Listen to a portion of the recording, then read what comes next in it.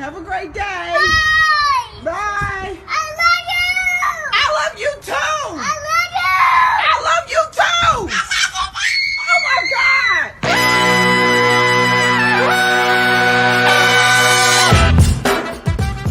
Good morning, sweet world, and welcome to the No Dunks podcast on the Athletic Network. It's Tuesday, January 19th. I'm G. He's rolling this morning with the Bassmaster, ripping them lips, Trey Kirby. Hey-yo. Hey-yo. We got the international man of mystery, taking it to the max, Leigh Ellis. Friends. Leigh. Last but not least, making the magic happen, it's JD. Hello.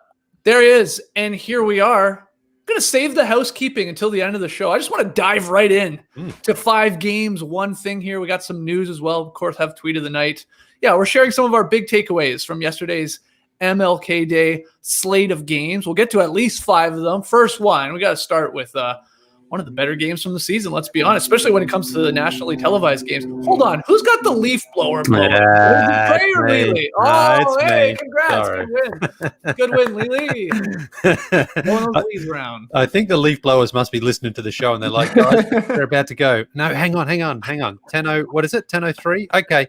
And start blowing right now. Go for it, guys. You think the leaf blowers are in the stream team right now? Live on YouTube? It's too much of a coincidence that they're not in the stream team. So I think, yeah, absolutely they are, yes. Okay, well, congratulations on your win. Usually Thank it's you. Trey Kirby with the leaf blowers, but Leigh's got to take. Okay, well, the game I wanted to get to right away, it was the Bucks versus the Nets. Harden and Durant, they star. Nets edge the Bucks 125 to 123. Really, really fun game, Leigh. What's your big takeaway? Well, potential Eastern Conference final matchup, and it lived up to it. This was a great game. The Nets sort of looked like they were starting to separate a little bit in that sort of second half in the third quarter, but the Bucks came back into it. And there's a lot of things that little takeaways from this one.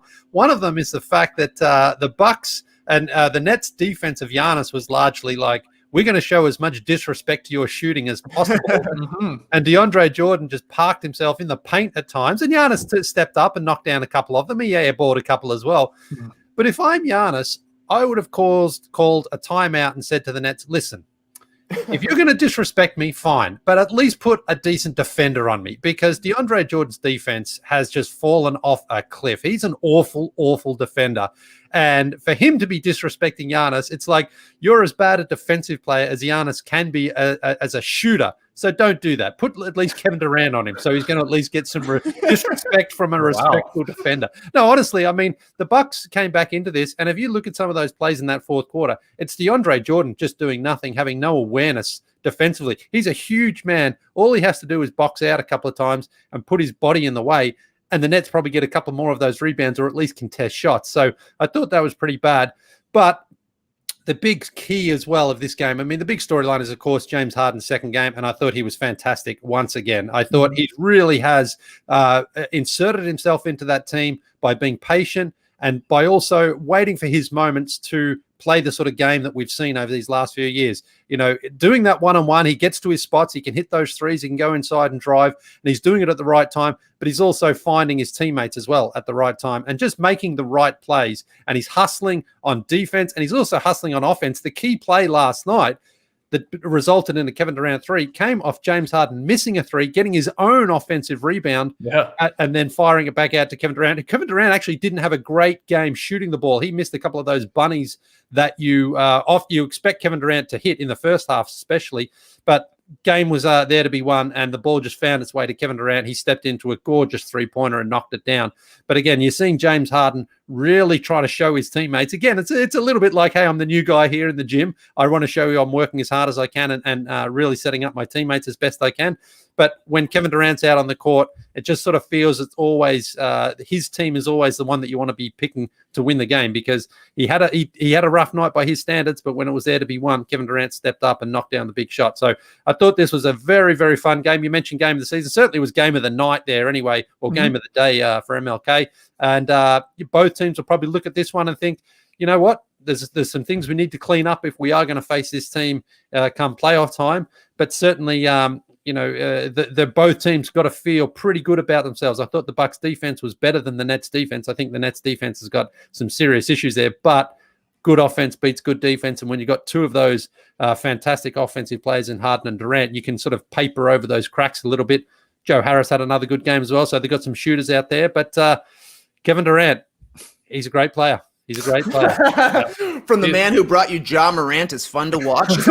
Kevin Durant is a good player. That's a great take. Yeah, look, Leigh said that was a possible Eastern Conference Finals matchup trade. Now, you and I both know that's wrong. It's going to be Bulls Raptors. But Tass and I have the $100 bet going on the Nets. Tass says, yeah, after the Harden trade, yeah, Nets are going to the finals. They're going to be there. And I said, you give me the fields. Let's make it interesting. We had $100 on it. Now, Tass is already counting his money, as you saw on Twitter last night. He's feeling very confident here in January after 2 games. But, no shocker that Tass has multiple pictures of him posing with $100 bills, some stuck on his forehead, some an immaculate balancing move at a karaoke spot. That's why they call him Money Melas. Exactly. I was going to tweet that as well. But instead I said, relax, Gary. You're already counting his money. And look, I guess at this point, maybe I'm hoping that KD tweaks an ankle or something, because then they're definitely not going there because he's that special. Or Kyrie comes back and somehow ruins everything, But they did, that was a hell of a win there. And there was a lot of lead changes back and forth. But as Leigh said, the rebound from Harden, offensive board, kicks it back out. I mean, KD stepping into a 3 at the top, that's like a layup, right? I mean, it's definitely. Like, you knew it was going in. Like, I know he had a rough sort of shooting night as far as his nights go in that game, but that was like, yep, that's in. Especially anytime off an offensive rebound, it usually feels like it's a 3-pointer. And if it's KD stepping into one, come on, lights out. Yeah, that's the best time to take a 3-pointer, according to many Coach Steves out there. Right after an offensive rebound, people are scrambling. Suddenly, Kevin Durant wide open from the top. Leigh, you mentioned DeAndre Jordan guarding Giannis. I thought the best defense played on Giannis last night was by Mike Budenholzer, because Giannis becomes a bystander far too easily, I feel like, in these games. You look at the last 2 possessions in this game, defensively on this rebound where Harden grabs it and kicks it up to KD at the top. Giannis is guarding Jeff Green for the entirety of this possession. He's basically just standing in the corner. You're taking Giannis out of the play before it even starts, because it's not very likely that the Nets are going to come out there and decide that Jeff Green is the guy to win them the game. It's going to be KD, and it's going to be James Harden right now.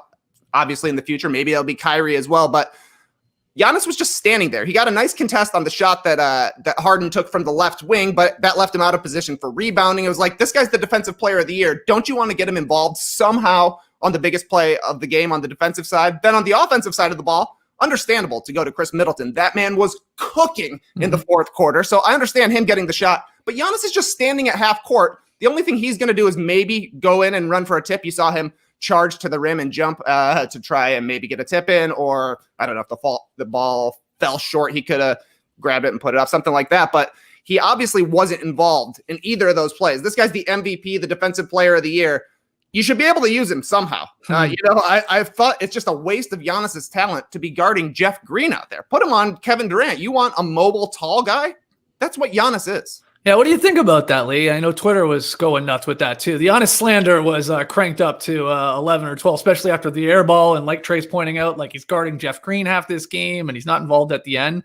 What's Bud thinking? Is he just keeping it close to the chest for a potential Eastern Conference final? Like, what's the reasoning here? Well, I mean, you would hope not in January, that he's not thinking already to sort of June or July or wherever. But I mean, part of it obviously falls on the coach, but part of it, I guess, falls on Giannis as well. When you are the MVP, you have to sort of take that leadership of, like, I'm going to go and defend this guy. I'm going to be here. I'm going to make my presence felt. I'm going to be in the paint, contesting shots, being present and being big in the moment. I mean, that's what it comes down to. And on the offensive end, talking again about Giannis, if DeAndre Jordan's going to give him that shot, and as I said, he hit a couple, but he also airballed a couple. But when he attacks, basically DeAndre Jordan just moved out the way. So that's where else Giannis can improve his game. It's like, well, if you're going to be that disrespectful to me, I'm just going to go plowing in here, because you can't actually stop me. You can't really defend me all that well. So it comes back to Giannis's leadership, his presence, and his awareness of just his impact on the game. And if Budenholzer has said, listen, you just park yourself in the corner on Jeff Green, he should be putting his hand up saying, no, that's not the way we're going to go out. I'm going to go out there and I'm either going to defend James or I'm going to defend Kevin Durant or I'm going to be in the paint contesting shots. He can't just be, passive like that. He has to take a claim and say it. Now, again, we don't know exactly what was said in the huddle. Maybe it was something about, like if you're on Jeff Green and we get the rebound, just get out and charge down the other end. Perhaps that's what it was. Who knows? But, I think some of the ownership here falls on the player because he's the one out in the court. He's in the game. And you see leaders who are like, no. I'm defending their best player. Michael Jordan wouldn't be like, I'm going to sit in the corner and be passive on this play. If there's a defensive possession needed, your best player has to be the one who stands up and says, I'll take him. I'll be there. And that was the criticism of Giannis last year during the playoffs, right? Why are you just standing to the side and guarding whoever Budenholzer tells you to guard? Look at the last 5 minutes. Giannis took one shot. It was off an offensive rebound. He had one offensive rebound. That's it. He didn't do hardly anything the last 5 minutes of this game. You got to get more from him. He's just got to be better because that is going to be the biggest advantage that the Bucks have against the Nets when it comes down to it, is having Giannis, somebody who can just eat inside. If you're able to get the performance like you got from Chris Middleton, and you're able to be scoring this many points against the Nets for a team that has built their reputation on the defensive end, Giannis has to be better. He's got to be better on both ends. It's got to be a dominating performance because that's how the Bucks are going to get to the next level. Giannis has been an MVP 2 straight seasons. We need to see that MVP when it really, really counts. Yeah, I agree with that. And I can see why Tass is counting his money last night, because if this is a hypothetical series in the playoffs, second, third round, whenever, it's cliche, but we always come down to like, well, who's got the better player in the series? And Giannis, despite being a 2-time MVP, I mean, it's not him, right? It's not with KD playing the way he is right now, coming off of an injury. Giannis may not even be second. It may not be, with Harden in 2 games, putting up 33 and 13s, doesn't even know half the plays yet. So yeah, I could see why Tass is feeling pretty good. There he is. Yeah, there's Muddy Melas. Somehow, I probably took one of these photos. Is the best part of all this, and now he's throwing it back in my face. I love it. Yeah, Tass was asking, he's fine, I guess. He said, in me paying him in American or Canadian. Either way is fine with Tassy. Yeah. Money Melas is going to spend it. Now he's actually going to save it and turn it into 200. So, yeah, great game, though. Really, really entertaining. Anything else, Trey or Leigh, from this one that jumped out at you? Well, Kevin Durant had another chance to close the game out, basically to seal it there, and he just fumbled it, which is something you never really see from Kevin Durant. I sort of thought, maybe there was a foul there or anything, but he just sort of was like, nah, that was just on me. And it's very sort of rare to see him not even get the shot off in that circumstance, because he got the ball and I can't remember, it might have been Harden. Someone came over and he's just like, get out of here. Everyone just go and sit down if you want. I'm just going to go and get this shot. Got to his position, got to his spot, just rose up and just fumbled the ball. Very unusual, but didn't cost them in the end. And of course, he hit the big one just prior to that anyway to give them the lead. Middleton shot too, close to going down. Oh yeah, not far off. And I'm with you, Trey. I know some people are like, "Where's Giannis? Where's Giannis? Where's Giannis?" But all things considered, Chris Middleton's still an all-star, an all NBA-ish guy, right there, borderline guy, and he's got it going, and he's had it going all season, man. I don't feel bad about him taking that shot at all. Some of the other stuff, some of the other action, like you were saying down the stretch, Giannis has got to be included. But that final shot, man, that almost drops. Then the Bucks are laughing with the victory. Yeah, he went 10 for 20 from the field, 5 of 6 from the free throw line, and those are almost bad shooting percentages for Chris Middleton at this point. That man was absolutely cooking. So yeah, he should get the shot. There should just be a way that they can both contribute offensively. It can't just be one or the other of them, like you're seeing with the Nets. When both of your guys are scoring, it's tough to stop. The other thing I would ask after this game is Joe Harris going to be an all-star? Seems ridiculous, right? It seems absolutely ridiculous. He's only averaging 15 a game, but he's also shooting 51% from 3. Obviously, the Nets are going to be good. You think back to the Kyle Korver All-Star season. Joe Harris is having a Kyle Korver-like season, percentages-wise, and obviously, if he's open, you think it's going in. He's Klay Thompson out there right now. I think it's in the realm of possibility. We'll see how things play out over the next couple of months. But if the Nets go on a huge streak here, if they're clearly the best team in the Eastern Conference, if it takes Kyrie a while to get back so that Joe Harris is clearly established as the number 3 player for the Nets, it could happen. Far-fetched, but I see where you're thinking there, especially with the Korver comparison. They'd have to just go. We'd have to see the Nets run off a Hawks, a 19-0 month. Yeah, exactly, 19 straight or something. Here's my question too: because you made me think about it with those shooting numbers from distance from Joe Harris. We're obviously not having an all-star game this year. We, in theory, think we're getting all-star selections. I don't know why we wouldn't. Are we going to have a three-point contest, though? Like, why not? Like, the dunk contest is, okay, you're asking, that's a little more physical. You're asking from these guys and stuff like that. Let's give them a break. But let's get the shooters together. Why not? Leigh, come on. Yeah, let's go one step further, JD. If you're listening there, why don't you and I try to figure out a way to get my 3-point shootout? You can come out and shoot that. Well, actually, we could just do. The NBA could do. JD shaking his head. The NBA could do a virtual 3-point contest. Yeah. Right?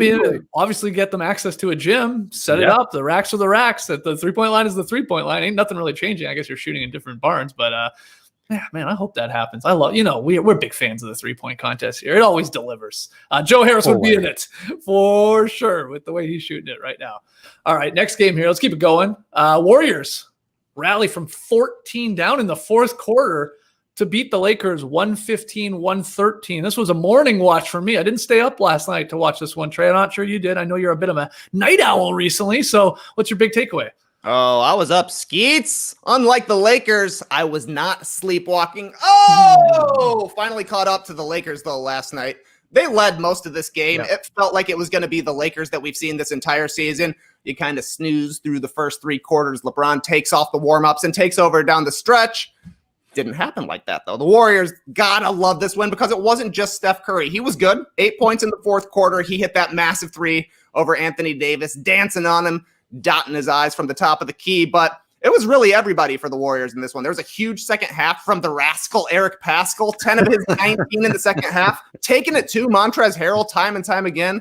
Brad Iguana Maker, couple important buckets. He had some nice dishes off the dribble, had the Lakers saying, enough, Wanamaker. And of course, Oubre Oasis looking like the energy guy the Warriors thought they had traded for. He had a couple of baskets off the dribble. He had a big steal in the fourth quarter. Then when it really came down to it, Steph and Draymond, the pick and roll, was taking him home. The Lakers, they're not going to be concerned. This is the first time in 285 games a LeBron team has lost a home game after having a double-digit lead heading into the fourth. But this is a great strength in numbers win for the Warriors. They got to go back to this tape and say, look, we can win without a huge Steph game. It just takes something from everybody. Great contributions up and down the roster for the Warriors last night. An impressive win. If you went to bed like Leigh did, I'm sorry. Hey, give me the confidence of Kelly Oubre Jr., who's shooting 20% from downtown to hit a 3 and blow a kiss. Oh, yeah. That's the energy you need in 2021. You can't believe it. What percentage does a guy need to be shooting from 3, Leigh, in your mind for him to blow a kiss at the airport? At least in the 30s? 39, I think, at least. But also, it has to be like your 8-3 of the game. It has to be late. You have to be getting into it with your opponent as well. Was that his first or second? I can't remember. Yeah. I think it might have only been his first one, but I'm just like, you got a T for it.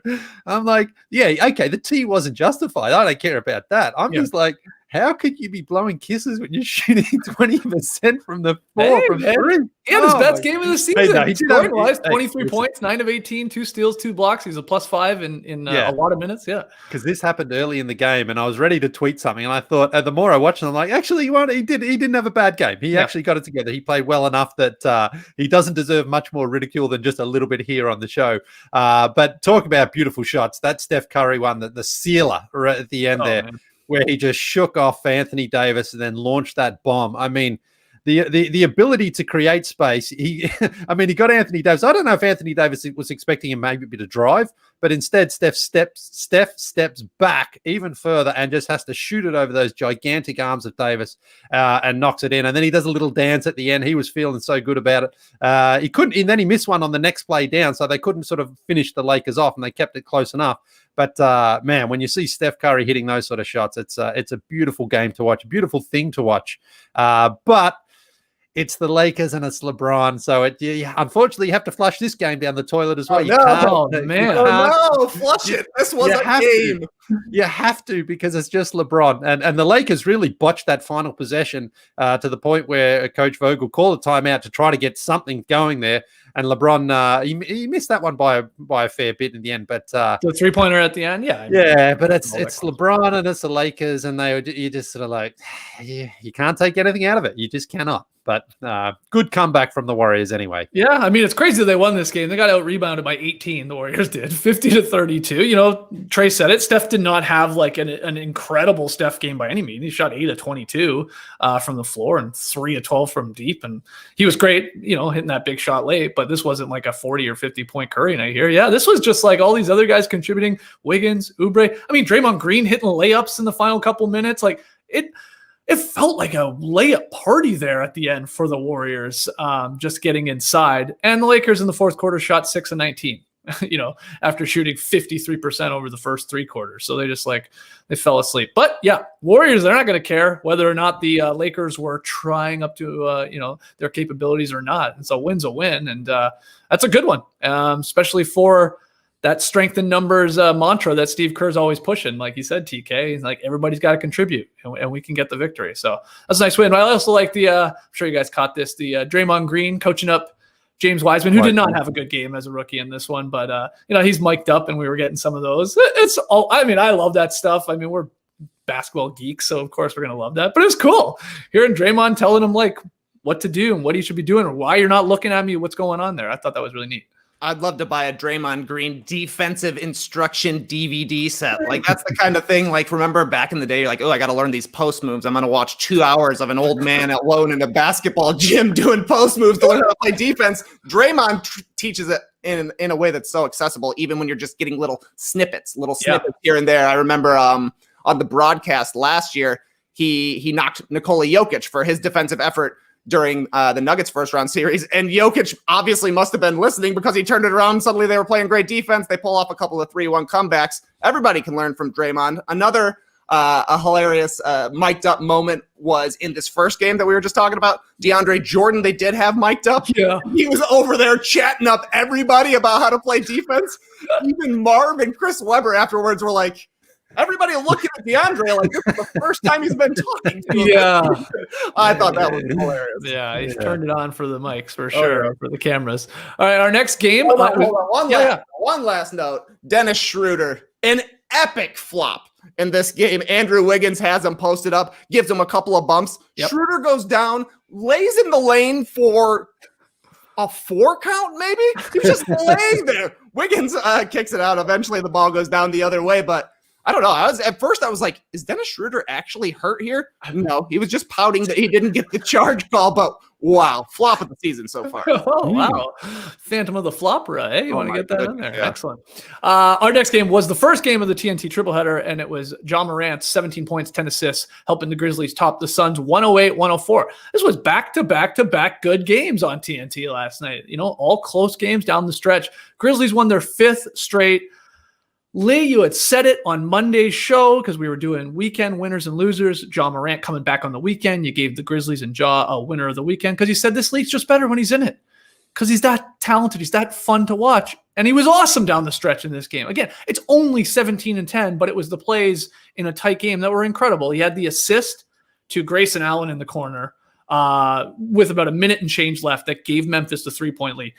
Just gored, like going through bodies, just contorting his body and then wrapping it around to Grayson Allen, who knocked it down.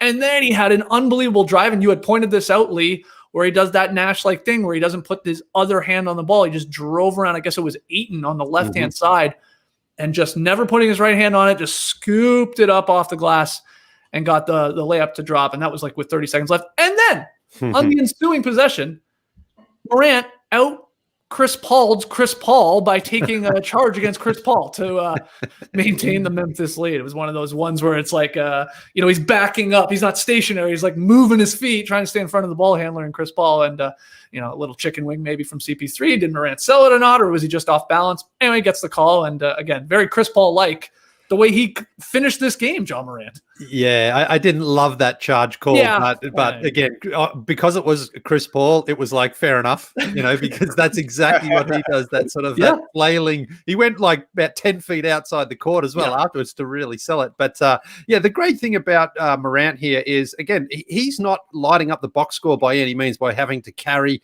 and drag the Grizzlies here to victory. Like, they're getting a great contribution from so many players on their team. But in those crucial moments, that play by Morant where he broke down the defense and then fired it out to Grayson Allen, that was a Chris Paul type sort of play as well. Yeah. To hit the guy in the perfect spot with that pass, and he knocked down the three-pointer. And then he did. He came back and he was like, well, I see a little opening here. And he went in and floated it up high off the glass. You asked me to even clip that one, Skeetsy. I did. Because you clipped the nice assist to Grayson Allen. But I was like, give me that smooth layup. Leigh. You were right. That was quick, man. I mean, it's just fun to watch. So a really good win here from the Grizzlies. And I'm not sure what to sort of make of their ceiling. I think they're a playoff caliber team. I'm not sure they can get past the first round yet. I think this is still a young team with plenty of growth, but you like the fact that Jenkins has all of those guys out there working. Doesn't really matter what combination is out there. Guys work hard on the defensive end, and on the offensive end, that ball just keeps on moving around to try to find whoever's open or whoever can knock down the shot. And I don't know if you guys remember, I mentioned the Xavier Tillman looks a little bit like Larry Johnson out there. Yep. I don't know if you noticed that. Yes, because he's also got the big sort of arm sleeve as well. Yep. He's got the scruffy beard. He's got the scruffy beard. It's like, man, Grandmama is back in the league. This is incredible. He was pumped to start this game too. I know Chas addressed it on What You Need to Know on his little mini podcast there this morning. Yeah, it was great. I was happy for him. And Grayson Allen, man, hitting those 4 free throws down the stretch, Leigh. You got to seal the game, and he preserved the win for them there by knocking him down. He had a good game. He's been playing actually pretty well. Yeah, Grayson Allen. Well, he never not look at that kid and say, "Man, he looked like Ted Cruz." It drives me insane. I can't look at him. I just can't. I hate him because he looks like Ted Cruz. But he's playing really, really well. And this game too. I mean, it turned when Devin Booker missed a dunk. Yeah, it was like 2 minutes. It was like 2 minutes to go. He puts that down. They were up 2 at the time. That puts it to 4, and he just came up short on it. Just put it in the front of the rim, like me attempting a dunk. And that was a bit of a game changer there because the Grizzlies then went on a massive run. He had a stinker of a night anyway. Devin Booker only 12 points, couldn't shoot last night. So he had a bit of a rough one. But just one thing quickly, going back to the Grizzlies, Tyus Jones again off the bench as well. He was very good for them, hitting some of those floaters down the stretch too. Yep. He's he's sort of playing his way into a very nice role with that team. So I like the Grizzlies. Like I say, their combinations keep sort of changing, but that's good. It's a good problem there for Jenkins to have because Dylan Brooks didn't really have it himself last night. So they got someone else who can come in and hit some shots and make some plays for that team. Fun win for the Grizz. Yeah, anything to add, Trey, from this one? Nope. I will say this. Devin Booker, I'm glad you brought that up. 5 of 21 last night. 0 free throw attempts. And he has not had a great start to this season. He's only averaging 22 points per game, which is very low for him. He's had, 2 or 3 duds, actually. He had this game last night. I think he has an 8-point performance under his belt. I know he didn't play huge minutes in that one. But I'm not freaking out yet. I saw Espo, who's a diehard Suns fan. I saw him tweet this last night, and I think he's right. D-Book is going to be fine. Him and Chris Paul are still learning how to get on the same page here, and that Booker will very likely get back to that all-star level when it comes to scoring and shooting the ball. And a little reminder that Espo had out there was that OKC with Chris Paul last year started 8-12 last year. They didn't come out, surprising people right out of the gate. It took a little while for Chris Paul to, probably get comfortable himself, working around at the time, Shea and Intruder and stuff like that. So maybe that's happening here. And by the way, the Suns are still, have a great record, getting wins. Mikal Bridges looks great. Cameron Johnson's impressed me. And then Ayton. The real reason they went and got Chris Paul, I think, was to take Ayton's game to the next level. And I think that's getting there. So I don't think you got to freak out if you're a Devin Booker fan or a Suns fan just quite yet. I will say the Ayton stuff is weird, though. Ayton does not look as much of an offensive player this year. He almost looks like a defensive center out there who's learning his way on the offensive end, which is the complete inverse of what it's been the first couple of seasons of his career. He just doesn't really look for his shot anymore. I think it's probably tough for him to figure out exactly he fits in around Devin Booker, who is a high-usage player, Chris Paul, who likes to control the ball. But big guys usually succeed playing alongside Chris Paul. It's weird to see him taking a little bit step backwards on the offensive end. Yeah, maybe a little bit. Yeah, a hell of a dunk there last night. You got Shaq excited on the TNT broadcast there. It was looking like young Shaq with that dunk, the one where he went baseline and then threw it down the other side. It was awesome. So big win for the Grizzlies. And man, my final thought with Ja Morant. I know I've said this before, but I got to keep saying it. I'm so damn impressed when I watch him play, right? He's a star, as we just talked about. Like he just has that something special within him, like to sort of take over games, set guys up. And then you hear him in the post-game interviews and stuff like that, and I'm even more impressed. He just feels like the epitome of just a leader at a crazy young age. It's just like always like blows my mind talking to the guys, obviously back in the TNT studio, and just like he just gets it. That's the easiest way for me to put it. And man, I hope he stays healthy. I know you're always worried lately because he should have an incredible career ahead of him. It's crazy. All right, Trey, had to get this one in for you, big guy. Bulls beat the Rockets 125-120, high scoring affair. Oladipo did look solid in his Houston debut, but what's your big takeaway? The Bulls are back! No. I know what you're thinking, Skates. Weren't the Bulls already back? Are they back to 500? They were. Then they were not back. But now they're back again because the Bulls finally closed out a fourth quarter. JD, hit that celebration music. No? No? Oh, yeah, I guess I probably should have asked for it before, but we talked about it briefly yesterday. The Bulls lost 4-0 last week by a total of 11 points. Fourth quarters have been a struggle for Chicago. It could have been the same script last night. The Bulls got off to a big lead. They were up by almost 20 after the first quarter. It got tight again in the fourth. I had Nets Bucks on the big screen, the Bulls on the small screen. I'm just counting down the points to Laura. 6-point game, 4-point game. Oh boy. Put on my hood, tucked in my shirt, said this is the one in the fourth quarter. Because for once, it wasn't all on Zach LaVine. He was magnificent, I thought. 33 points, 7 assists. He had a nice dunk on a fast break, a little two-hander. He was making big plays. But the big plays involved everybody. It felt like the first time all season. 3 minutes left. LaVine gets trapped. They're getting the ball out of his hands because he's on fire. He dumps it to Thad Young. He hits a three. 1 minute left. Not a LaVine step back for the first time in forever. 4 passes before a Lowry Markkanen three from the right side, from the right wing. He knocks it down on a night where he was struggling. Huge to see a clutch shot. The ball was fizzing all night. There were multiple VSPs. Lee's tweeting at me, I appreciate your team for this. I appreciate you too, Leigh. 7 balls in double figures, a back-breaking play that involved everybody. This is a young team that just honestly doesn't know how to win. They would get so close in these fourth quarters last week. They beat the Mavs pretty easily on Sunday, but they got so close in these fourth quarters. They just were one play away. They were one play away from pulling off any of these kind of wins, and they were unable to make it until last night when Markkanen hit the huge three, and it just had to be a huge relief for everybody. It had to be nice for Zach LaVine to dish the ball away. It goes to Kobe White, I think, in the corner. He drives baseline. He kicks it back up to LaVine. He says, not this time again. Markkanen steps up and hits the three. It's got to be great for Zach LaVine to say, I don't have to do it all on my own.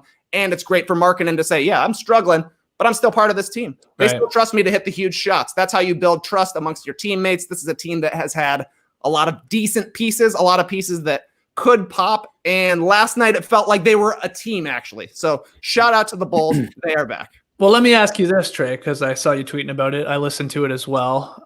The Daily Ding, our guy Dave DeFore, we've had him on, throwing out that idea of the Bulls looking to trade Zach LaVine. Should they? Throwing it out there. And he's not alone. I've seen other people, suggesting this. What does Trey Kirby say to the idea of the Bulls, cashing in, I guess, now with Zach LaVine playing at an all-star-like level? What do you think?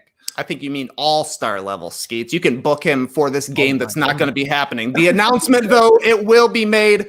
It's understandable. LaVine has been balling. He's been one of the best players in the Eastern Conference for the past week. Yeah. He's putting up like 35 a game, but you were definitely starting to see the free Zach LaVine sort of things. And he's definitely got to be a target for a team like the Sixers, who could use his ability to score off the dribble, his ability to space the court. And he's just an athletic marvel. So you wonder if maybe there's something more to tap into defensively as well. But I don't know. To me, the time the Bulls are really going to need to trade LaVine is when they have reached a status where it seems like they can't go any further. To me, he is DeMar DeRozan on the Toronto Raptors, a multiple-time All-Star, but when the Raptors really got serious about winning, they had to trade DeMar to bring in Kawhi Leonard. And I think that's going to be the same thing for the Bulls. They need to build around LaVine. They need to get him some All-Star appearances, and then when it becomes clear that they've reached their ceiling with him as the go-to guy, maybe everybody else has grown enough that you can entice a star to come there, a real star, because LaVine, he's going to be in the all-star conversations. You know, he's not going to be a lock. He's not going to be a guaranteed guy, and he's not necessarily going to take you to the next level. I think he can take you to the good level. Somebody else will take the Bulls to the great level, but for right now, I'm just riding the wave. That guy was on fire. He has been for the entire time. And last night, he was passing the ball, and it worked out. Crazy. Yeah, he's averaging 27.5 points per game, basically, and 5 and 5 and a steal and a half. Yeah, he's played great this year for the Bulls. And the Bulls are 6 and 8. I mean, they're back almost to 500, getting very, very close there. Only 3 games out of a playoff spot, I think, too. It's so jammed up there. But anything to add there, Leigh? Well, he's shooting a good ball too, Zach LaVine, 38% from downtown. Yeah, full basketball. Is that safe to say? Or I don't know. Hey, we had a real life Ja Rule meme there when Trey said hit the music and JD wasn't ready. He was like, "Oh, I guess you gave JD a heart attack. You can't do that, Trey. I mean, like, you gave me a heart attack too. So I was like, well, is this in the doc? I don't know we're doing this. What's going on? Yeah, I mean, all those Bulls points are very valid. I just thought Victor Oladipo, he looked very, very good for his first game with the Rockets. This is a great first situation for Oladipo if he could really sort of get to that position. No John Wall again there last night. He's like, hey, I'm still a pretty good player. You might want to invest in me some big bucks. I mean, he's kind of similar actually to Zach LaVine. It's like he's not a number one guy, but a very solid sort of 1A, 2 guy, however you want to sort of frame it there, because I think playing along the right guy, those sort of guys can really thrive. If Oladipo stays healthy, he's in a good spot to earn himself some big bucks next season. So do you do the thing where the number one guy is 1 and then the second guy is 1A? Yeah. Or do you make the number one guy 1A and the second guy 1B? Or do you just go 1-2? Well, yeah, it depends, doesn't it? I mean, like in Brooklyn, for example, Kevin Durant's number 1. Kevin Durant's number 1. Well, is he 1A or 1? No, he's number 1. He's like there's like only a handful of guys in the NBA who are like number 1 guy, right? Okay. Kevin Durant's 1. LeBron's the other. Okay. Steph's probably the other, and that's probably about all for now. Wow. No Giannis. Okay. I mean, I don't know. I can't put him in that same. Saying Giannis is a 1A. I think Giannis is a 1A right now. Oh, wow. James Harden is a 1A. Anthony Davis is a 1A. Anthony Davis is a 1A. Okay, I see where you're going here now. Yeah. Okay. Yeah. And then you've got, do you go 1B or do you go 2? All right, let's go to our next game here. I see that one over. Final game that we're going to touch on. Unfortunately, we're not getting to them all. We're going to go with the Heat, though. They rallied from 19 down to beat the Pistons 113-107 to end a bit of a slide. Okay, people are probably going, what are you talking about? The Heat's Pistons game? Why aren't you talking about the Hawks getting a win and the Raptors getting their 3rd straight win? Well, look, here's why with this game. First off, it was supposed to start at 3 p.m. and didn't start until like 8 because it was delayed by the NBA to allow time for COVID-19 tests to be processed. So that had to be in a weird day game, for both of these teams.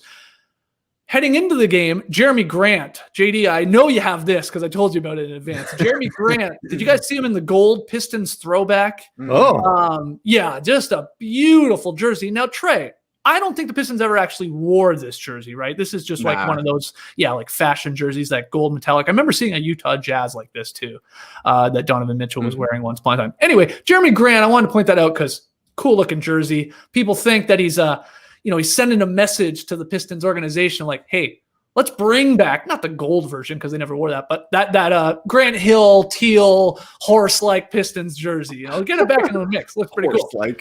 But he's averaging 25, 6, and 3, Jerami Grant is, over a block and a steal per game. He's shooting 47% from the floor, 39% from 3, 86% at the line. Yeah, his minutes are up from last year in Denver, like 10 minutes per game more. I get that. But his per 36 stats, they're up as well. Still, exceeding expectations there in Detroit as the one. Is he a 1A guy or a 1B guy? I don't even know where to put him. Anyway, his usage percentage is extremely high, but he is delivering. And I think, it's going to be hard pressed for anybody to catch him for most improved, right? Like, I know there are guys like there are other guys that Boucher is definitely in the mix. He's played incredibly well here for the Raptors, but his numbers are just like they're twice as good. And he's like the star guy. Now, will people hold his numbers against him if the Pistons have 15 wins? I don't know. Does that matter for most improved? Do you guys care? Does the team need to be good? I don't know. No, the team doesn't need to be good, but they need to be watchable. And outside of Jerami Grant, the Pistons are a tough watch. No, they're a tough watch. I mean, we talked a lot about Kevin Durant on the Nets and Ja Morant on the Grizzlies. If Jerami Grant isn't on the Pistons, it's tough to watch them and get too excited. I mean, Miles Plumlee had a huge dunk last night too, and bam, nice dunk. But it was like, other than that, it's like, it's just rough. I mean, they don't have that superstar talent, and I mean that's what people tune in for. It's like you can watch a team lose if they've got like a fun player to watch, and Jerami Grant's a fun player. He's not at that sort of like, oh, you must tune in and watch him. But right, if you are watching the Pistons game, you want to see a good one from Jerami Grant. He was fun last night. But yeah. Well, I think he's running away with this award, unless people are just like they hold it against him because they just look at the 10 more minutes per game. But that happens a lot. Like that's like a Turkoglu thing and stuff like that. Like that happens all the time with this award. Anyway, he's playing really, really well. Yeah. But Miami got the win. Still without Jimmy Butler. Still without Avery Bradley. No Tyler Hero in this one. He had a neck injury. No Myers Leonard. But Bam is back. 28 and 11. Bam's hitting jumpers now. Like little fadeaway jumpers. He's added that. Dragic is back too. He scored 22. And I saw Spoelstra after the game. He said, in some ways, it feels like this was 2 wins just because we are persevering through a lot of different things without feeling sorry for ourselves or making excuses. Persevering, excuse me. I had jam on my mind there. But I just keep thinking about this Heat team. We barely talked about them. They're a weird team. I mean, they went to the finals last year, but they've been tough to talk about because they haven't had their team at all. It feels like all season long with guys in and out, COVID protocols and injuries and stuff like that. And it's like, I just don't know what to think of the Miami Heat at all. Like they don't really get included. It feels like still in a lot of the conversation about who's going to be the best team in the East. But then no one's like, well, they're done. Like everybody knows they're still a good team. I don't know what you got. Do you have an opinion even on the Miami Heat of this season, Trey? Or am I sort of on the right page here? It's tough to have an opinion on them this season because some of the biggest highlights I've seen have been from a guy like Gabe Vincent. Like you're saying, they've been playing shorthanded for the majority of the season. Even last year during the season before everything was stopped for the pandemic, the Heat were very up and down. Remember, they were getting a bunch of wins at home. They were struggling on the road. They were a team that was in the middle of the pack in the Eastern Conference. Everybody gelled in the bubble, and they took it to another level. I think that it's hard to have an opinion on the Heat right now because we're not seeing them full strength, and we're also kind of assuming once it comes down to the pressure cooker of the playoffs, Jimmy will be back, and the team will kind of be focused on the same path together, and they'll be able to out-culture some teams when it comes down to it. They just haven't looked like themselves right now because they've been having to shuffle people in and out, I think. Yeah, it's a very, very odd season for the Heat right now. But from this game, final takeaway, we got wedgie number 10. Though, Heat broadcaster Eric Reed on the call really dropped the ball on this one, in my opinion. Let's play the clip. Dragic turns the corner. Doink. Jump ball with 2:08 left here in the third quarter. Doink from Eric Reed. Yeah. Now, and everything about this wedgie was beautiful. I love a little layup, soft wedgie that sticks like that. Dragic, well done. I loved Kelly Olynyk letting it breathe. Yeah. Did you see that? He was having a good old, let's leave it. I think he was joking with Dragic for a second of like, hey, do you want to jump up and get it? Or do you want me to get it? But he let it breathe. But doink? Come on, Eric Reed. I can't believe Eric Reed didn't drop that's the 20-second third year. Doink? I mean, I'm okay with the doink call, but then come on, say it's a wedgie. To me, a doink involves something bouncing off something else. Yeah. For us, when we were back in the whoopsies days, a classic doinker was a guy taking a ball off the face. Yes. I saw Jamie Mottram had a tweet earlier this week where he said, doink is reserved for when a football hits the upright. The famous one is the Chicago Bears had the double doink 2 playoffs ago. Doink, doink, both sides. Like I'm saying, everything involved with the doink involves a bouncing of some sort. Yeah. There's got to be a bounce to have a doink. A wedgie, it's wedged in there. Yeah. It's in the name, Eric. But like you're saying, Skeets, we got to hook him up with the stats because he will drop them. I the know. next time they got a doink there. Oh yeah. We'll give him like the pace we're on, the highest we've ever done. He loves the stat, Eric Reed. He's great. He's fine. He's just, I couldn't believe he dropped a doink. And again, not that he dropped a doink. Okay, sort of fun to say. I get it. I like saying it. Doink. Doink the Clown, one of my favorite wrestlers of all time. But dropped the wedgie after that. And that Mottram thing, you reminded me, Trey. I saw that tweet too. He said doink in football when you hit the uprights. 100% agree.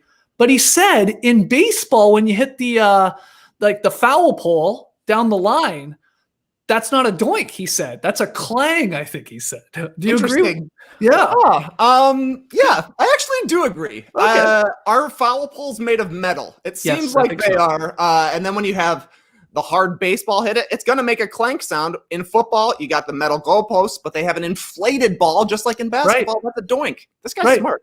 Okay. Yeah. What do you on board with that, Leigh? You okay with that? Doinks and clangs and stuff like that. Yeah. We've had a good run though with the play-by-play commentators. So we're not going to be batting 1,000 with them. It's all right. We'll educate everyone. I think a few. You don't think they're on a WhatsApp group chat? Okay, all these guys calling these games and women, they gotta be. And somebody let him know. Somebody's got to let Eric know. Look, I mean, Eric, he's been around forever too. He would have definitely seen, the wedgies in the past. So yeah, now I'm trying to remember. Has Eric Reed ever called it a wedgie? I think so. I'm almost certain he has. Yeah. But, wow. So this is a concentrated effort not to give us a shout out. That's even worse. Just kidding. I can't wait for the next wedgie in Miami. Eric Reed will be all over it. I have faith. Okay, so that's 5 games. One thing. Let's get to some news, though. This first news item is crazy. Kevin Porter Jr., guys, appears to be on his way out of Cleveland. The Cavs are expected to trade or waive Porter following the 20-year-old's recent locker room outburst. Now, this is according to The Athletic, and it's been confirmed by other outlets. Porter reportedly began yelling and at one point threw food after he entered the locker room on Friday and he learned that the team had given his old locker to Taurean Prince, who was acquired by Cleveland as part of that blockbuster Harden trade. So he comes in, he sees that his locker, Porter, by the way, hasn't played this season, and we'll get to that, but he sees that his locker has been given to Prince and he's sort of been moved over to like where the younger kids are on the team or whatever, another part of the locker room, and he just flips out, I guess. Not sure we know what food item he's throwing. We have confirmed it's not tortilla soup like J.R. Smith in Cleveland, but we don't know what exactly. And after the episode, Porter was told to clean out his locker and basically get out of here.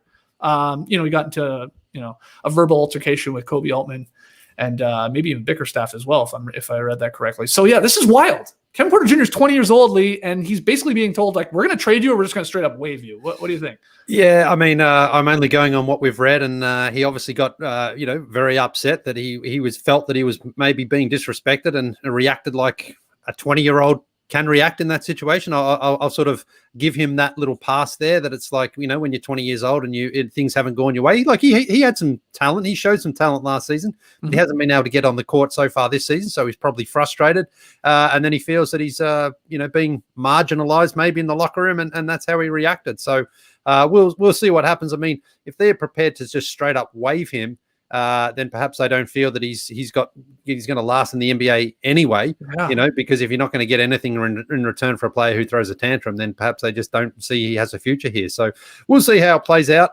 But 20-year-old kids sometimes do react in a bad way, and you can give them a little pass in that sense, because I know when I was a 20-year-old, you get yourself a little worked up over things that aren't that big, and you don't handle things as maturely as you probably do when you're a little bit older and you've been in the league a little bit longer. So, have you ever thrown any food at a Trigger or Big Matt or Old Eight Toes? Or chucked any hand ice at anybody? No.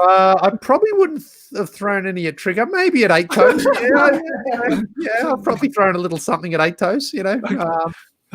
But when we were 20, I mean, when Eight Toes and I used to play NBA Live, I mean, that's really where you test your friendship. Oh yeah, it starts out as fun, and then you're just like, I want to beat this guy or kill him. I don't care whichever one happens first. But video games are bad like that. They really bring out the worst behavior in people. So you probably threw a bag of Doritos or something at one of your mates. Okay, yes, you think that over. Probably. Yeah. Okay. So you're saying now. Here's the thing, Leigh, and Trey. Maybe you're going to talk to this too.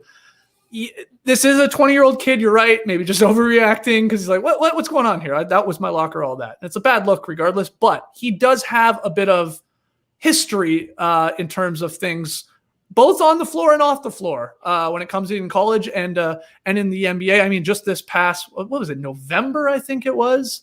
I'm trying to keep track of the years. Yeah, last year in November. He was Porter Jr. He was arrested and charged with it was sort of like a one-car accident, but improper handling of a firearm in a motor vehicle and failure to control the vehicle and a misdemeanor possession of marijuana. Now, I think all those charges were dismissed. But again, he hasn't played this year for the Cavs, Trey. They've said for personal reasons. I know he did have an incident back in USC too. So like, is this sort of just like, hey man, sort of like, 3 strikes and you're out type of thing? Or are the Cavs overreacting themselves? Probably both, but I think it's understandable that they are. He was a guy that dropped to 30th in the draft because of these questions about off-court conduct. As you can see in his rookie season, he's a pretty solid player. If you would have asked me who is the best of the Cleveland Cavaliers at the end of last season coming into this year, I would have had Porter ahead of both Sexton and Garland. So yeah, it'll be interesting to see what actually goes down here, because I can definitely see a team taking a chance on Kevin Porter Jr.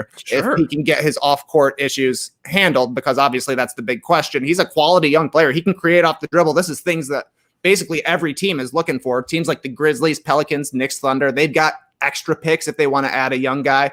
The Nuggets, the Celtics are contending teams that could maybe work something out to add Kevin Porter Jr., but I don't know. When you are on the fringes of the NBA and you have an outburst like this, it's understandable when a team decides that we're done with you. Things have been going pretty well for the Cleveland Cavaliers this year. They seem to be on the upswing, seem to be having a lot of optimism around them. Maybe they'll be able to pull off a trade for Andre Drummond in the next couple of months. We shall see. But, you don't want this on your franchise, basically, when things are going well. So understandable that the Cavs are making this decision. It's too bad for Porter, but like you're saying, Skeets, we got to find out what this food is. I would not be surprised if it's roast beef. Oh, wow. Well, Drummond's had so much roast beef in the over the last little while. Yeah, he's just flinging roast beef around. Oh, wow. If it's roast beef, this makes this story even crazier. I hear you, though. I think the Cavs are like, this isn't worth the distraction, man, or you're not worth the headache. So, now they're saying either just stay away from the team and we'll try and trade you, or we'll just end up waiving you, which just seems crazy. I mean, it feels like you could get, even if it's a small asset back. Yeah. Like you said, some team would maybe take a chance on him and think they can, help him out in terms of maybe his personal troubles and stuff like that. Or maybe not. Maybe this is a professional basketball league. You got to be a professional. And, a lot of these organizations don't have time for this nonsense. So crazy. Hopefully he's only 20. I mean, it's not like his career's over. So hopefully he gets it together. All right. Some other bad news here. According to the Blazers, late last night, guard CJ McCollum will miss an extended period of time after suffering a small hairline fracture and a sprain in his left foot. McCollum will wear a walking boot and will be reevaluated in 4 weeks. Leigh, this stinks, because at first, Terry Stotts and the Blazers were like, yeah, okay, he hurt himself. We'll reevaluate McCollum in a week. So much for that. A day later, Shams is all over it, and now it sounds like he's going to be out a month minimum. They can't afford to lose him. He's having his best season. Talking about all-star potential, I know that the Blazers' record isn't great, and Lillard's sort of their default all-star, but I think McCollum was really forcing his way into that conversation, and most improved for him. I mean, look at the numbers that he's putting up this year. 27 points a game, shooting 47% from the field, 44% on 11 3-pointers a game, 5 assists and 4 rebounds a game, and a steal and a half a game. I mean, he was just playing incredible basketball, and now he's out for a month, and I just don't think the Blazers will be able to survive too much without him, because he really can go out there and carry the offensive load when they need him to. He's been incredible. He knows how to get to his spot and score, and you can just see the confidence in his game this season, where he's like, I can do anything I want. I can go out on the court and get a basket anytime I need to. And now I'm just not sure how they cover him. They've got some guys, of course, Gary Trent Jr. is one of the ones who's probably going to get more shots now, but he can't create for himself in the same way that CJ can. So I'm not sure what the Blazers do. They're obviously hurting. They've lost Nurkic as well. Do they make a trade? I mean, Zach LaVine, maybe he goes to the Bulls. I don't know. I haven't worked that one in the trade machine yet, but certainly they need someone who can sort of go out there and get their own basket. And it's going to be really tough to see how the Blazers can handle missing 2 of their starters for at least the next month here. And just a blow for CJ because he's been such a consistent player. And again, he really stepped his game up this season and took that next level. I'm not sure what level I'm going to put him in just yet. Oh, wow. I was just going to ask you that. Yeah, where does he fall? He must be a 1B. He's a 1B. He's a 1B. All right. He's a 1B, yeah. But, like that backcourt has been together for so long, and I've talked about it, that I wonder how much longer they go with it, because their ceiling, I don't think, was sort of much more than about the second round in the Western Conference anyway. But now I think they'll just be in a struggle just to sort of keep their heads above water for this next month, because I just don't think they've got the depth that other teams have, especially in the Western Conference. This maybe bodes well for my Lillard MVP pick. That's the only good news to come out of this. Maybe Lillard just goes bonkers here for 3 or 4 weeks without two of his stars. No, I'm kidding. But CJ has broken his foot, I think, twice now. This foot in his career. So that you're going to be cautious with it. That just sucks. What do you think, Trey? I mean, the Blazers in deep trouble here with no CJ because you got to take out 25, 26 points a game out of your lineup. Oh yeah, they're in big trouble. No CJ, and likely saying no Nurk. Nurkic, you don't think of him as a big loss on the offensive end, but he's a guy who can make plays in a pinch as well. So now there's so much pressure on Damian Lillard to basically do everything. The good thing for the Blazers, their schedule the next 10 days isn't too bad. Grizzlies back-to-back, Knicks, Thunder, Rockets, Bulls. There's only one loss I'm seeing there. That's against the Bulls, After that, it does get a bit tougher. They got the Bucks, the Sixers, but they don't have the toughest schedule they could possibly have right now. It's not like they're running the Lakers, then the Clippers, then the Nuggets, all back-to-back. So if Damian Lillard's able to really catch fire here, if he's able to keep putting the team on his back, we're going to get to players of the week here in not too long. The guy can ball out. We've seen that so many times. That's why I'm willing to say that CJ McCollum is actually a 2 here, because Damian Lillard is established as a 1, if you ask me. But he's going to have to be a 0.5. He's going to have to be even more extreme than he has been to start this season, because CJ has been a huge help to Damian Lillard throughout the season. I'm in the midst of cutting these 7 days for the NBA, and there is every game it feels like Damian Lillard has a huge game. He'll have 40 and 15, but then CJ McCollum's right there with 30 and 10 as well. So he's been making plays. He's stepped up his 3-point shooting. He's stepped up his playmaking, and now losing CJ and Nurk with a team that has already brought in 2 starters. Now you're bringing in 2 backup guys. There's a lot to figure out for the Blazers, and it just kind of feels like every single year is like this. Damian Lillard seems to stay healthy for the entirety of the season, and they're just shuffling players in and out of the lineup, trying to get their best team on the court when they can. I guess the silver lining of this is that it's still only January. If the Blazers are able to kind of keep their head above water here for the next month while CJ is out, if they're able to figure out something with the center spot, with Yusuf Nurkic going down, if they're able to just stay in the mix once everybody's back, maybe then they're able to go on a streak. Yeah, it didn't start well on Monday. They suffered a 21-point loss to the Spurs without McCollum there, of course, and Nurk. So rough start, but I hear you. Lillard's going to have to put up some insane numbers, which he can. And he did this last week. Our final piece of news here. You said it. Damian Lillard and Kevin Durant named NBA Players of the Week for Week 4. If you're keeping track of the NBA season, we're basically a month in here, guys. Lillard averaged 30.3 points per game, 7.3 assists, and 5.3 boards as the Blazers went 3-1. KD averaged 34 and 8 on incredible shooting percentages as the Nets went 3-0 over that week. A little trivia. I like to do this with you, Leigh. So KD winning an Eastern Conference Player of the Week. First one. How many times did he win the Western Conference Player of the Week? 25. Oh, you almost did it again. 26. 26. Wow. Very, very close. I think he ranks 3rd all time, I think Kevin Durant does in players of the week. LeBron would have to be number 1. LeBron is like a mile ahead of whoever's in second. I can't think of second right now. So if you guys, if anybody pops into your mind, let me know. Maybe James Harden? Could be. It could be. But there's a weird thing with this too, because not until like 2001 season did they start giving it to both conferences. Right. Like Jordan, I think is 4th all time. Like he's behind Kevin Durant, but it's like they only gave it to one player for the entire league, right? Why are you laughing? Well, of all the accolades, the player of the week. That's the one. Well, I think that's going to ultimately, when it comes down to GOAT talk at the end of it all, how many did Jordan have? How many did LeBron have? No. So yeah, MJ was at a disadvantage there, even though he got a ton of them still, but they were only giving one out. And I think this thing only came around in the 80s too. So how many would Wilt have had? Who knows? Who knows? One of my biggest what ifs. That's How true. many players of the week would Wilt Chamberlain have? Number 2, though, on your list, Skeets. You Who is would have guessed it if you got around to it. Kobe Bryant. Oh, Kobe. All right. Thank you. I know Melo's got a lot too. Yeah. He's up there. He's got probably close to 20. Anyway, fun little trivia with players of the week. Congrats to KD and Lillard. See if Lillard especially can do it in back-to-back weeks. Okay, let's get to tweet of the night.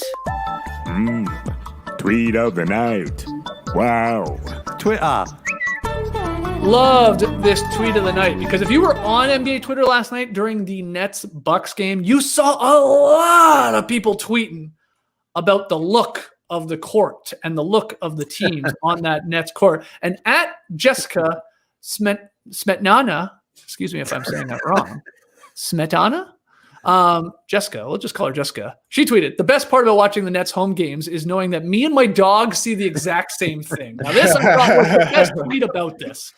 Because here's a look at it. I just took a quick screen grab. JD posted it for everybody joining us on YouTube right now. Yeah, it's very black and whitish, very very dog-like. That's what they are seeing when they're watching this game, and so were we. Because you just saw so many people, myself included, by the way. I made a WandaVision joke. I don't know if you guys have started WandaVision. JD, have you dipped into those first 2 episodes? I've seen the first episode, yeah. Oh, okay. Well, yeah. Anyway, what do you? Yeah. Yeah. Okay. A And black so and white Rachel joke. sat there and complained the entire time. Like, About is it what? going to be the whole thing? The whole thing's going to be like this? Oh goodness. Okay. And I was Okay, just, well- yeah, exactly. That was my reaction. Exactly. Okay. We'll let people catch up on WandaVision and we'll eventually do a deep dive. But yeah, a lot of people making the Pleasantville jokes and just the straight up black and white jokes. But I like that one from Jessica there, that tweet about that's what Luna's seeing when she's watching the game with me. Somebody has a dog now. Yeah, that's right. That's right. Now I understand dogs. Man. I really do. All right. That was great, though, because of the uniforms that they were wearing. And for some reason, it felt like the players were wearing the drabbest shoes they could. Like everybody was wearing a white and black shoe, except for basically Kevin Durant. He had on he's not in this picture, but he had on like a Texas Longhorns orange shoes. Oh, yeah, that's so right. It really felt like the Pleasantville, the color is returning scene, right? Like it just started with Kevin Durant's feet. Still an unusual look. Like I said earlier, I had this on the big screen. I had the Bulls going on a small screen at halftime. I switched to the Bulls on the big screen, going back and forth. So when you go from a very colorful game, like the Bulls versus the Rockets, a lot of red happening there, and then you go to a game where it's all in black and white, it's throwing you for your loopy. Oh, especially when you go from, on TNT, if you just go from Nets Bucks to then Warriors Lakers, which is like an explosion of color. Hey, you like colors? Yeah, you feel drunk on color when you go from that one to that one. Anyway, great tweet, Jessica. I wish I knew how to pronounce your last name. I'll figure it out. Pick 'em results. Bucks Nets. It was the game we were betting on there last night. And Leigh, I went with you. We took the Nets. You talked me into it. You just said they got Kevin Durant, man. They got Kevin Durant. You ended up being right. Simple as that sometimes, Leigh, because the Nets covered. They got the win. So that's a win for me and you, a loss for Tass and Trey, who had Milwaukee to win by 3 or more. Tass and Trey are 8-9. Leigh, you're in last still, but you're 7-10. You really needed that victory. And I'm 9-8, the only guy over 500 here. Tonight's game, incredibly, there's only 2 games on tonight. What? Very weird. OKC, Denver, and New Orleans, Utah. Even weirder, they both start at 9 o'clock. So just really strange schedule here on a Tuesday night. But we're going to go with that Pelicans Jazz game. Utah favored by 6.5, Leigh. We'll go to you first. Yes. Do you like the Jazz to win by 7 or more, or Pelicans keep it close? This is the second time. Is it in Utah? Is it in Utah? Yeah. I don't know if that makes any difference these days or not. I know the Pelicans just had a very nice win over the Kings, but it was the Kings. Yes. The Jazz have been playing better. 7 points have to win by. Yep. I'll take the Jazz. Okay. Ooh, okay. Trey, what do you think? This is tough. I'm It's with tough. you, Leigh. The Jazz have been balling, but that seems like a big chunk of cheese right there. Give me the Pelicans to Ooh. keep it close. I don't know. Perhaps the Jazz pull it off, but I don't know. I just keep thinking back to Zion in the preseason when he was a rookie, going up against Rudy Gobert, knocking him back, putting him in the basket, finishing at the rim.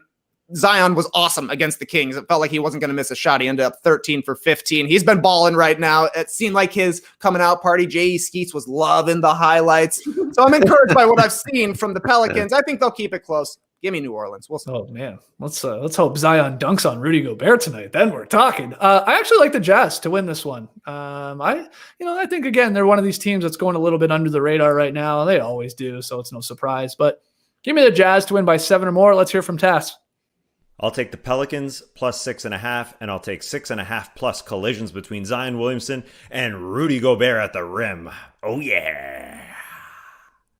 You go. What are you split again? The same way. It's me and Leigh taking Utah to win by 7 or more, and it's Tass and Trey taking the Pelicans to cover the spread. Good luck to everybody, but especially to Leigh. Just a little bit more luck to Leigh, and then me. Okay, guys, that's it for today's show. Only 2 games on tonight. We'll be back tomorrow to maybe talk about them. We might do something else. I did say we are a month into the season here. We could start looking at some awards, early awards, if we want to do that. We got to do that at some point this week for sure. So maybe we'll start diving into that.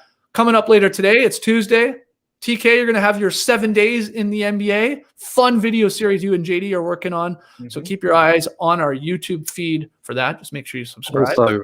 Go ahead. Also, I've got a little treat for mainly our Australian audience out there. I'm going to be having a little podcast with a former Australian NBAer coming up in the next few days sometime. So look out for that one. Okay, wow. Yeah. I hope your Wi-Fi is working by then. Well, am I lagging a little bit? I mean, here? you lag for me every day. Am I alone? Really? I swear to God, around the 25 minute mark, you start lagging for me.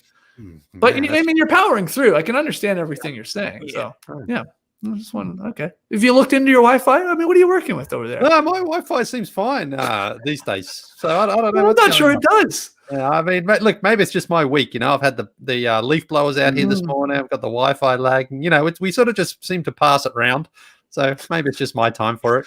Yeah, maybe it is. All right, guys, like, comment, and subscribe to No Dunks on YouTube. Again, 7 days in the NBA. TK's weekly recap, along with JD, of course, coming later today. So that's always a lot of fun. Email us your NBA questions for tomorrow. My God, it's already Wednesday tomorrow. Tomorrow's Beach Steppin' podcast. We'll do that one in the afternoon after the morning daily show and after Tass's What You Need to Know mini podcast in the morning. We got so much content, I can barely keep track of it. Grab your No Dunks merch at nodunks.com and subscribe to The Athletic already. Go to theathletic.com/No Dunks. You can subscribe for $3.99 a month. All right. Anything else to add, gentlemen, before we say goodbye here today? Nah? Leigh?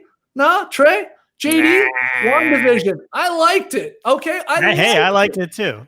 All right. Great. Yeah. Clipper Bros? You heard it here first. Have a great time. Turn up. Love you guys. Awesome. Thanks for joining us. And remember, No Dunks is a #1 podcast. Not a 1A, not a 1B, a straight up #1. Embrace the day, people.